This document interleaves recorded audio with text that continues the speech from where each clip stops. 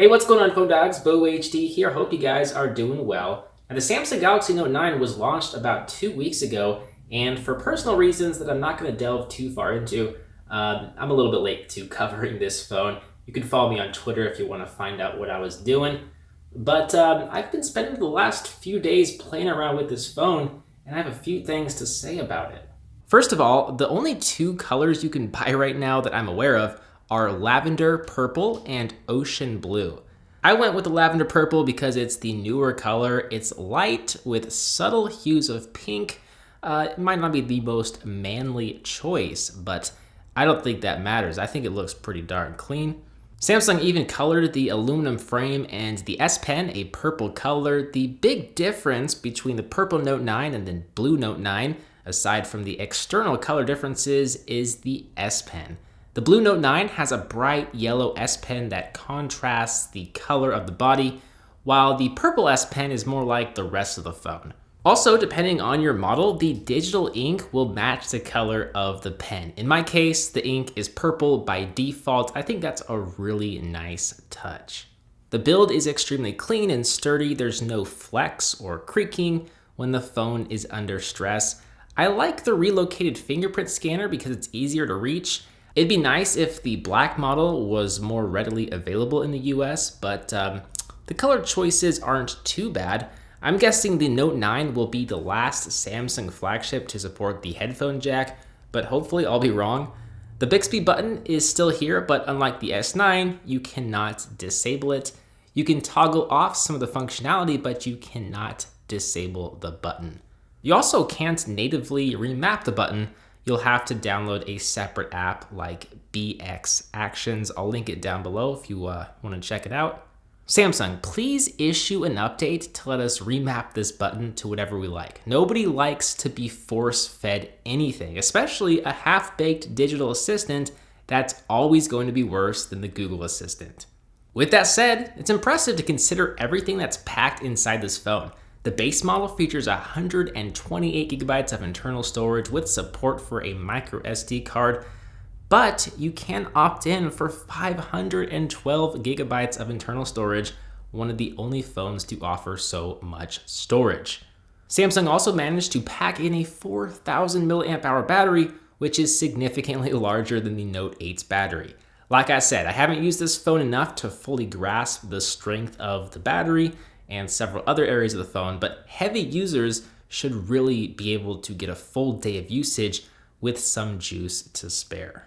The model I have features a Snapdragon 845 octa-core processor with 6 gigabytes of RAM, but it does max out at 8 gigabytes of RAM with the 512 gigabyte model. That retails for $1,249. No, it doesn't. It retails for $1,249. The base model is $1,000. I think you'll be hard-pressed to find a major difference in performance between the two models. Out of the box, the Note 9 seems very fluid and responsive, but that shouldn't say too much because a new phone is gonna be responsive. It doesn't quite have that smooth frame rate that stock Android phones usually have, but if you go into developer settings, you can speed up the animation scale to make things appear more smooth if that's what you want. One thing I did change right away was the navigation button layout so that the back button is to the left of the home button. That should be a standard setup if you ask me. I also enabled unlock with home button to unlock the phone by hard pressing the home button, which skips the lock screen entirely.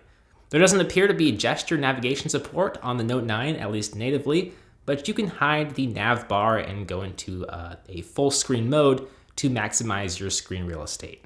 But as I was saying, the phone performs really well. It's quick and responsive. The software is very similar to the Samsung phones to come before it. I don't really see anything too different in terms of aesthetics. You still have a gazillion different gesture and non-gesture related features in the settings that should help you further customize and tailor your experience. The display is especially big this year. It measures in at 6.4 inches as opposed to the Note 8's 6.3-inch display. I really like that signature curve that Samsung has added on the sides. Viewing angles, colors, and brightness are all excellent based off first impressions. I'm really happy to see Samsung add stereo speakers to the Note 9 in a similar configuration as the Galaxy S9, where audio is blasted out via the call speaker and bottom-facing speaker. The cameras are the same as the 6.2-inch Galaxy S9 Plus, and it has that variable aperture that lets you switch between an f1.5 and f2.4 lens to improve low-light performance. So I'm expecting similar results as the S9 Plus, which was able to capture very good images in all sorts of different conditions. It's definitely in the top 5, maybe top 6 or 7 all-time best smartphone cameras, but it's going to be tough, I think, to top the Pixel 2 camera in overall quality. And with the Pixel 3 and iPhone XS on the horizon, it might move down a few slots. I will say the ability to capture photos using the S Pen now is actually pretty neat. I was able to get pretty far away from the phone too. But I just wonder how often I'll actually be in a situation where I can effectively execute this remote shutter. I don't usually use a tripod with my smartphone, but hey, I guess the option to be able to remotely capture a photo with the S Pen is nice to have. With that said, those are my first impressions of the Samsung Galaxy Note 9. For all of you loyal Phone Dog viewers, I appreciate you, and I appreciate you for being patient with this coverage. Expect more coverage in the not too distant future. As always, I'm BoHD from PhoneDog.com. Thank you for watching. I hope you enjoyed this video, and I will see you right back here in the next one. See ya.